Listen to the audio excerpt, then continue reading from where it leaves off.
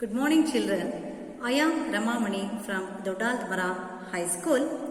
Today, let us learn about second language English, 8th standards poem, second poem. The poem name is The Little Busy Bee. This poem is written by Isaac Watts. Isaac Watts was born on July 17th, 1674 and died on November 25th, 1748. Isaac Watts was mastered in so many languages, especially in Latin, Greek, Hebrew and French languages.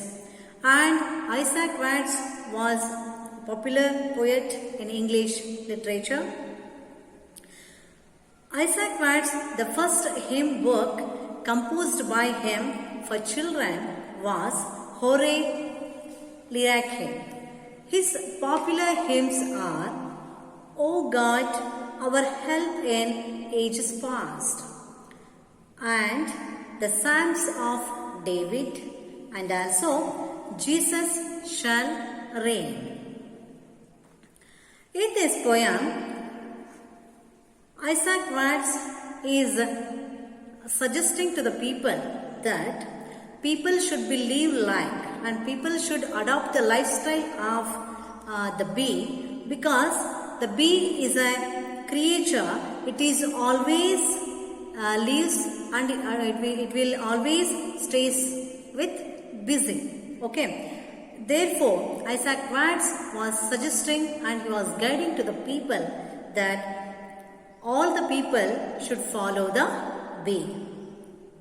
The bee is always busy. It builds the hive very skillfully and stores sweet honey in it. Like the bee, we too must be busy and always do useful work. Now, let us proceed for the poem, children. First of all, I'll read the poem in English, then I'll try to explain the poem in Kannada.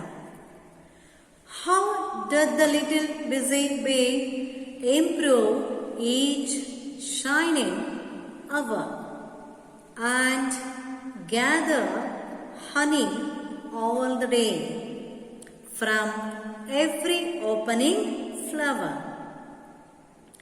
How skillfully she builds herself, how neatly she spreads her wax, and labors hard to store it well with the sweet food she makes. In work of labor or of skill, I would be busy too, for Satan finds some mischief still for idle hands to do. In books or work or healthful play, let my first years be passed, that I may give for every day some good account at last. Yes, this is a poem, The Little Busy Bee. In this poem, the poet is explaining and stressing more towards about the hard work. When we are busy, when we always doing some other work, we don't get any negative ideas or negative thoughts in our mind. Like that only, we can see one quotation in English, that is, evil mind is devil's workshop. Evil mind is devil's workshop, like that. See, ಇಲ್ಲಿ ಈ ಪದ್ಯದಲ್ಲಿ ಮೊದಲನೇ ಸ್ಟ್ಯಾಂಜಾ ಏನು ಕೊಟ್ಟಿದ್ದಾರೆ ಅಂತ ಹೇಳಿ ನೋಡೋಣ. How doth the little busy bee improve each shining hour? ನೋಡಿ ಎಷ್ಟು ಚೆನ್ನಾಗಿ ಐಸಾಕ್ ವಾಟ್ಸ್ ಅವರು ತಮ್ಮ ಮೊದಲನೇ ಸ್ಟ್ಯಾಂಜದಲ್ಲಿ ಹೇಳ್ತಾರೆ ಅಂತಂದ್ರೆ, how doth the little busy bee. Doth means here, doth means old form of does, old form of does. ಇಲ್ಲಿ ಹೇಗೆ ದ ಲಿಟಿಲ್ ಬಿಸಿ ಬಿ, ಸಣ್ಣದಾಗಿರ್ತಕ್ಕಂಥ ಒಂದು ಕ್ರಿಯೇಚರ್, ಬಿಸಿ ಬಿ, ಬಿ ಅಂತಕ್ಕಂಥದ್ದು ಯಾವಾಗ್ಲೂ ಸಹ ಬ್ಯುಸಿ ಆಗಿರುತ್ತೆ. ಅದು ಒಂದು ನಿಮಿಷನೂ ಸಹ ಸಮಯವನ್ನು ವ್ಯರ್ಥ ಮಾಡದಂಗೆ ಯಾವಾಗಲೂ ಸಹ ಹೇಗೆ ಯೂಸ್ಫುಲ್ ಆಗಿ ತನ್ನ ಕೆಲಸಗಳನ್ನ ತಾನು ಮಾಡ್ಕೊಳ್ತಾ ಇರುತ್ತೆ. ಜೊತೆಗೆ improve each shining hour. What you mean by improve? Make good use of. Here improve means make good use of ಅಂತ ಹೇಳಿ ಅರ್ಥ.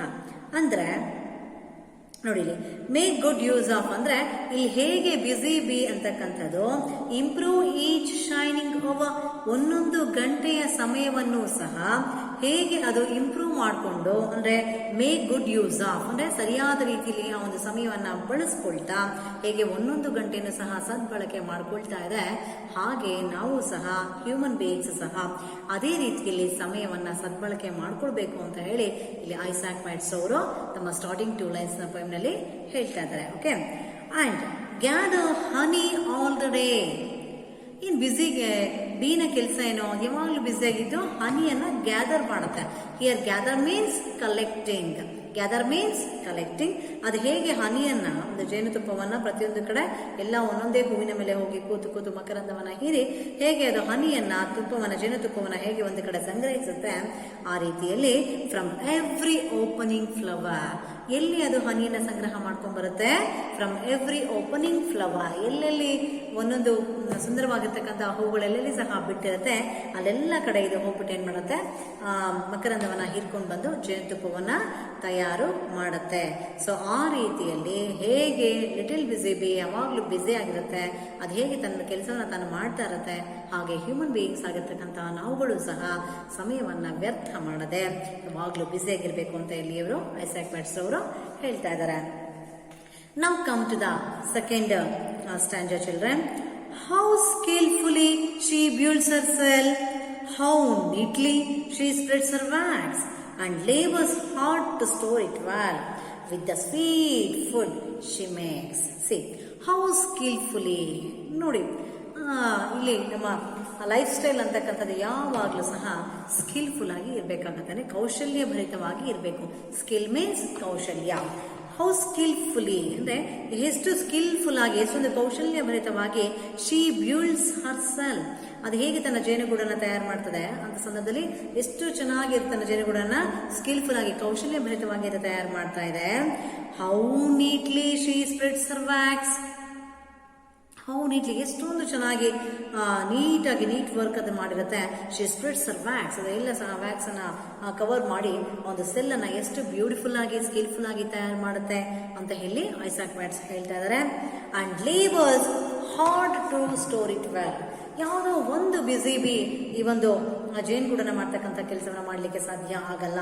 It's A team work, it's A team work. ಎಲ್ಲ ಸಹ ಒಟ್ಟಿಗೆ ಸೇರಿ ಅಂಡ್ ಲೇಬರ್ಸ್ ಅಂದ್ರೆ ತುಂಬಾ ಬೀಸ್ ಎಲ್ಲ ಸಹ ಸೇರ್ಕೊಂಡು ಏನ್ ಮಾಡತ್ತೆ, ಲೇಬರ್ಸ್ ಮೀನ್ಸ್ ಇಲ್ಲಿ ಕಾರ್ಮಿಕರು ಅನ್ನೋ ಅರ್ಥ. ಅಂದ್ರೆ ಅನೇಕ ಜನ ಇಲ್ಲಿ ಅನೇಕ ಬೀಗಳು ಸೇರ್ಕೊಂಡು ಏನ್ ಮಾಡುತ್ತೆ, ಹಾರ್ಡ್ ಅಂದ್ರೆ ಇಟ್ ವರ್ಕ್ಸ್ ಹಾರ್ಡ್, ತುಂಬಾ ಕಷ್ಟವನ್ನ ಪಟ್ಟು ತುಂಬಾ ಕೆಲಸವನ್ನ ಮಾಡಿ ಇಟ್ ಸ್ಟೋರ್ ಇಟ್ ವೆಲ್, ಎಷ್ಟು ಚೆನ್ನಾಗಿ ಅದೇನ್ ಮಾಡುತ್ತೆ, ಆ ಒಂದು ಹನಿಯನ್ನ ಹೋಗಿ ಒಂದು ಜೇನುಗೂಡಲ್ಲಿ ಸ್ಟೋರ್ ಮಾಡುವಂತಹ ಕೆಲಸವನ್ನ ಮಕ್ಕಳೇ ಇದು ಹೇಗೆ ಮಾಡುತ್ತೆ ಅಂತ ಇಲ್ಲಿ ನಮಗೆ ತಿಳಿಸ್ಕೊಡ್ತಾ ಇದ್ದಾರೆ. With the sweet food she makes. ನೋಡಿ, finally it has taken the much more time and it put more efforts, it did more hard work. After that it gives us sweet honey for eating the human beings. Okay, with the sweet food she makes. ಇಷ್ಟೆಲ್ಲ ಕಷ್ಟಪಟ್ಟದ ಏನ್ ಮಾಡುತ್ತೆ, ಸಿಹಿಯಾದಂತಹ ಒಂದು ಹನಿಯನ್ನ ಹೇಗೆ ತಯಾರು ಮಾಡಿ ನಮ್ಮಂತಹ human ಬೀಯಿಂಗ್ಸ್ಗೆ use ಮಾಡ್ಲಿಕ್ಕೆ ಅದು ಕೊಡುತ್ತೆ ಅಂತ ಹೇಳಿ ಎರಡನೇ ಒಂದು ಸ್ಟ್ಯಾಂಜಾದಲ್ಲಿ ನಮಗೆ ತಿಳಿಸ್ಕೊಟ್ಟಿದ್ದಾರೆ. ನಾವು come to the third stanza, children. Okay, in work of labour or of skill I would be busy too, for Satan finds some mischief still, for idle hands to do. ನೋಡಿ ಎಷ್ಟು ಚೆನ್ನಾಗಿದೆ. Isaac Watts he is comparing his life style and is himself to the B.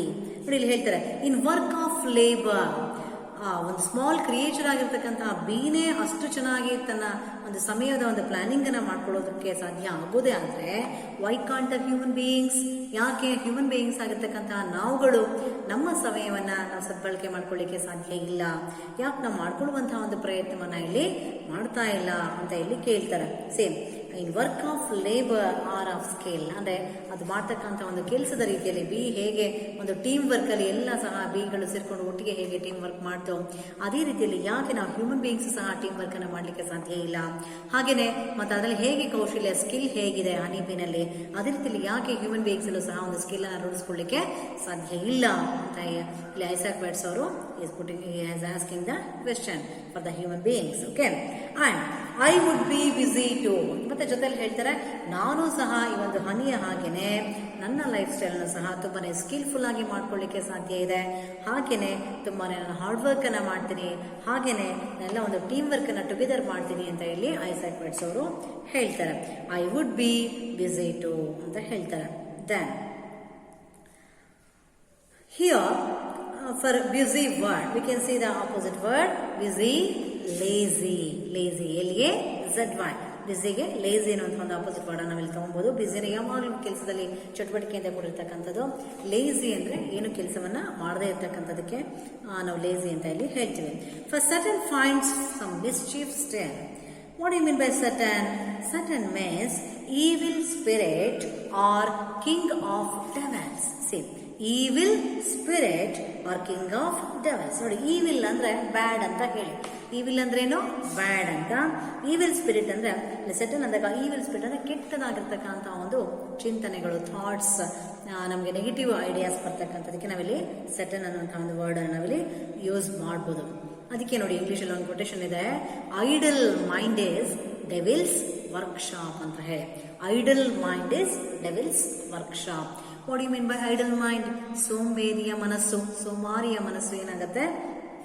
Idle mind is devil's workshop ಅಂದ್ರೆ ಎಲ್ಲ ದೆವ್ವಗಳ ಒಂದು ಗೂಡು ಅಂತ ಹೇಳಿ ಹೇಳ್ತಾರೆ ಐಡಲ್ ಮೈಂಡ್ ಅಂದ್ರೆ. ಸೊ ಹಾಗಾಗಿ ನಾವು ಯಾವತ್ತೂ ಸಹ ಐಡಲ್ ಆಗಿರ್ತಕ್ಕಂತಹ, ಲೇಸಿ ಆಗಿರ್ತಕ್ಕಂತಹ ಕೆಲಸವನ್ನ ಮಾಡದೆ ಯಾವಾಗ್ಲೂ ಸಹ ಆಕ್ಟಿವಿಟಿಯಿಂದ ಒಳಗೊಂಡಿರ್ತಕ್ಕಂತಹ ಜೀವನ ಶೈಲಿಯನ್ನ, ಲೈಫ್ ಸ್ಟೈಲ್ ಅನ್ನ ಯಾವಾಗಲೂ ಸಹ ನಾವೇನ್ ಮಾಡ್ಬೇಕು?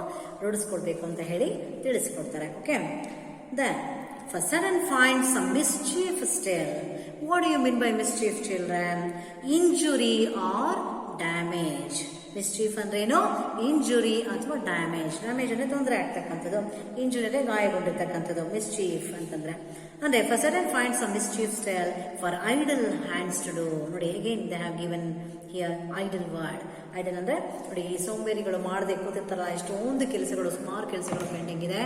ಆ ಎಲ್ಲ ಕೆಲಸಗಳನ್ನ ನಾವು ಬ್ಯುಸಿಯಾಗಿ ನಮ್ಮ ಲೈಫ್ ಸ್ಟೈಲ್ನ ರೂಢಿಸ್ಕೊಳ್ಳೋ ಮುಖಾಂತರ ಆ ಎಲ್ಲ ಕೆಲಸಗಳನ್ನ ಮಾಡ್ಕೊಂಡು ಹೋಗ್ಬೇಕು ನಾವಿಲ್ಲಿ ಅಂತ ಇಲ್ಲಿ ಅವರು ಹೇಳ್ತಾ ಇದ್ದಾರೆ.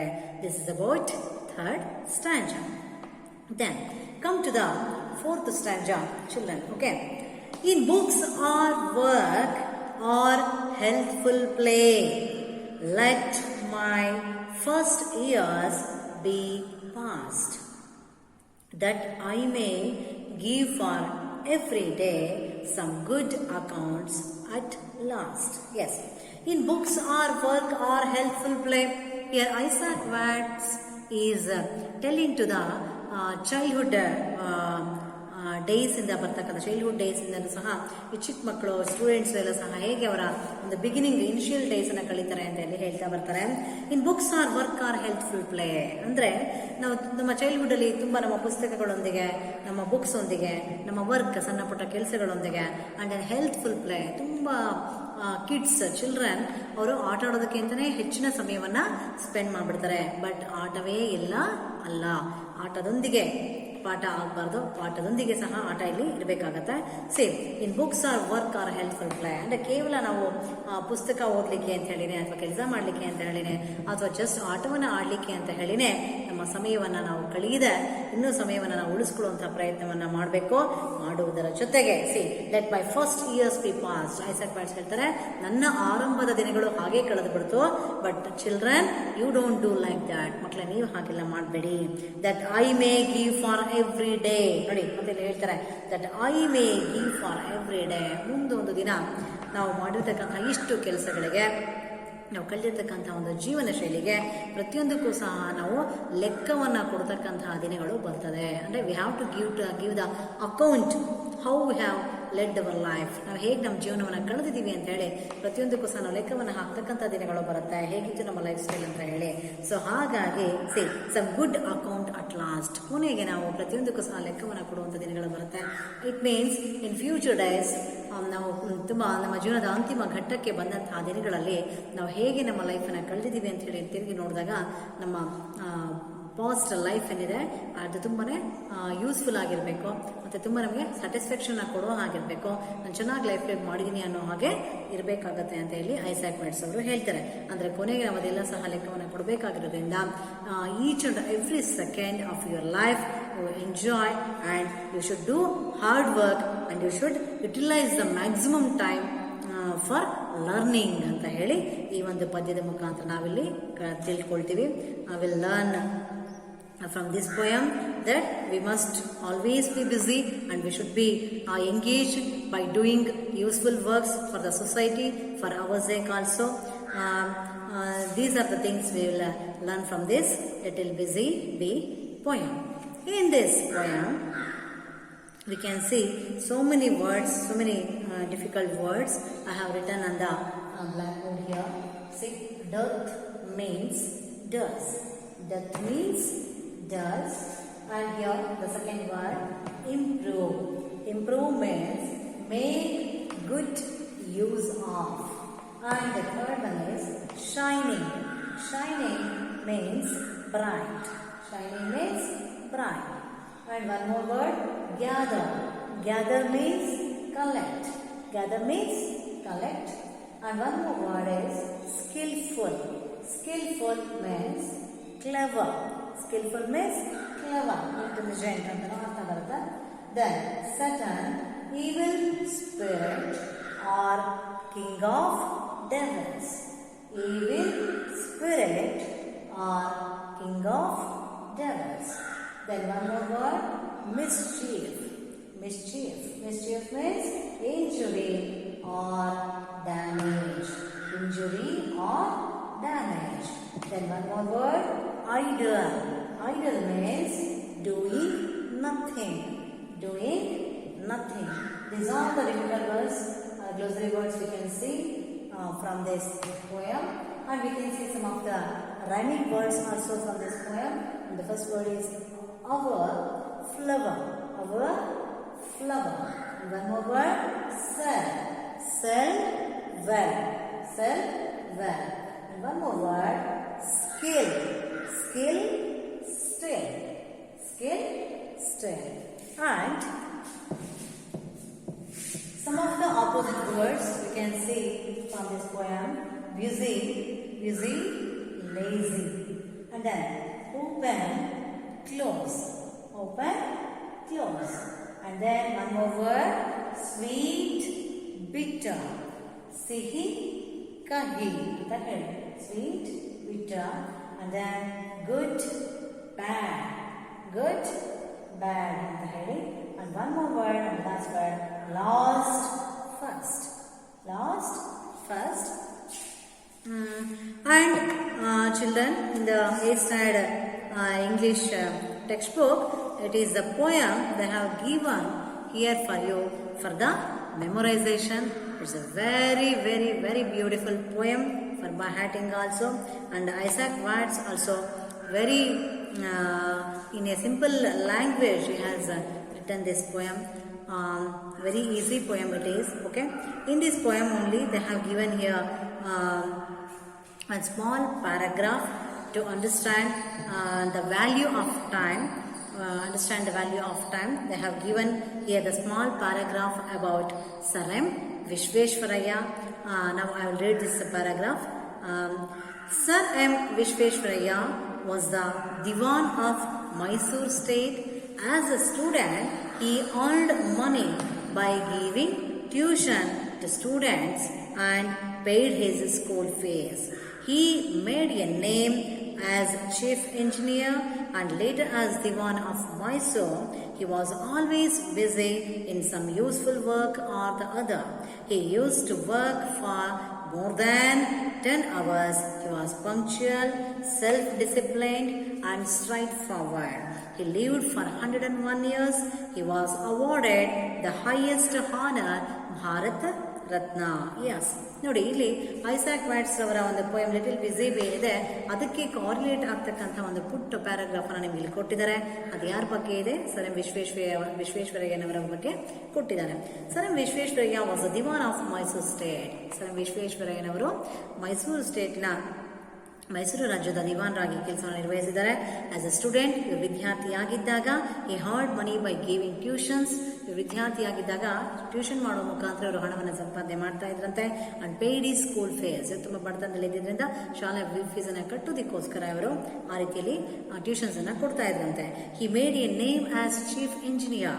ಇವರು ಚೀಫ್ ಇಂಜಿನಿಯರ್ ಆಗಿ ದೊಡ್ಡವರಾದ್ಮೇಲೆ ವಿದ್ಯಾಭ್ಯಾಸವನ್ನು ಮುಗಿಸಿದ ಮೇಲೆ ಚೀಫ್ ಇಂಜಿನಿಯರ್ ಆಗಿ ಇವರು ಹುದ್ದೆಗೆ ಸೇರ್ಕೊಳ್ತಾರೆ. And later as Diwan of Mysore, ತದನಂತರದಲ್ಲಿ ಮೈಸೂರಿನ ದಿವಾನರಾಗೂ ಸಹ ಇವರು ಕಾರ್ಯವನ್ನ ನಿರ್ವಹಿಸ್ತಾರೆ. He was always busy. ಯಾಕೆ ಇಲ್ಲಿ ಈ ಒಂದು ಪ್ಯಾರಾಗ್ರಾಫ್ ನಮ್ಗೆ ಇಲ್ಲಿ ಪದ್ಯಕ್ಕೆ ಜೊತೆಲಿ ಕೊಟ್ಟಿದ್ದಾರೆ ಅಂತಂದ್ರೆ, ಹಿ ವಾಸ್ ಆಲ್ವೇಸ್ ಬಿಸಿ. ಇವರು ಯಾವಾಗಲೂ ಸಹ ಬ್ಯುಸಿ ಆಗಿರ್ತಾ ಇದ್ರು, ಸಮಯವನ್ನು ಕಳೀತಾ ಇದ್ರು. In some useful work or the other, ಯಾವ್ದಾದ್ರು ಒಂದು ಕೆಲಸದಲ್ಲಿ ಚಟುವಟಿಕೆಯಲ್ಲಿ ಇವರು ಯಾವಾಗಲೂ ಸಹ ತಮ್ಮನ್ನು ತಾವು ತೊಡಗಿಸಿಕೊಂಡಿರ್ತಾ ಇದ್ರು. He used to work for more than 10 hours. ಇವರು ಒಂದು ದಿನದಲ್ಲಿ ಕನಿಷ್ಠ ಪಕ್ಷ 10 ಗಂಟೆಗಳಿಗಿಂತ ಹೆಚ್ಚಿನ ಸಮಯವನ್ನ ಕೆಲಸಕ್ಕಾಗಿ ಮೀಸಲಿಡ್ತಾ ಇದ್ರು. ಹಿ ವಾಸ್ ಪಂಕ್ಚುಯಲ್, ತುಂಬಾನೇ ಪಂಕ್ಚುಯಲ್ ಆಗಿದ್ರು, ಸಮಯಕ್ಕೆ ಕರೆಕ್ಟಾಗಿ ಹಾಜರಾಗ್ತಕ್ಕಂಥದ್ದು. ಸೆಲ್ಫ್ ಡಿಸಿಪ್ಲೈನ್ಡ್, ತುಂಬಾನೇ ಸ್ವಯಂ ಶಿಸ್ತನ್ನ ರೂಢಿಸ್ಕೊಂಡಿದ್ರು. ಅಂಡ್ ಸ್ಟ್ರೈಟ್ ಫಾರ್ವರ್ಡ್, ನೇರ ನುಡಿಯನ್ನು ಹೊಂದಿದವರಾಗಿದ್ರು ಇವರು. ಜೊತೆಗೆ ನೋಡಿ, ಇವರ ಒಂದು ಜೀವನ ಒಂದು ಶೈಲಿ ಈ ತರ ಇದ್ದಿದ್ರಿಂದನೇ ಇವರು ಹಿ ಲಿವ್ಡ್ ಫಾರ್ 101 years, 101 ವರ್ಷಗಳವರೆಗೆ ಇವರು ಜೀವನವನ್ನ ತುಂಬು ಜೀವನವನ್ನ ಇವರು ನಿರ್ವಹಿಸ್ತಾರೆ. He was awarded the highest honour, Bharat Ratna. So ಹಾಗಾಗಿ ಇವರಿಗೆ ಹೈಯೆಸ್ಟ್ ದೇಶದ ಅತ್ಯುನ್ನತ ಪ್ರಶಸ್ತಿ ಆಗಿರ್ತಕ್ಕಂಥ ಭಾರತ ರತ್ನ ಪ್ರಶಸ್ತಿಗೂ ಸಹ ಇವರು ಭಾಜನರಾಗ್ತಾರೆ. ಓಕೆ, ಸೊ ಇಲ್ಲಿ ಇದಕ್ಕೆ ಕಾರಿಲೇಟ್ ಆಗಲಿ ಅಂತ ಹೇಳಿ ಒಂದು ಪ್ಯಾಸೇಜ್ ಅನ್ನು ಸಹ ನಿಮಗೆ ಕೊಟ್ಟಿದ್ದಾರೆ. I hope you all understand very easily the poem called The Little Busy Bee, written by Isaac Watts. Thank you, children.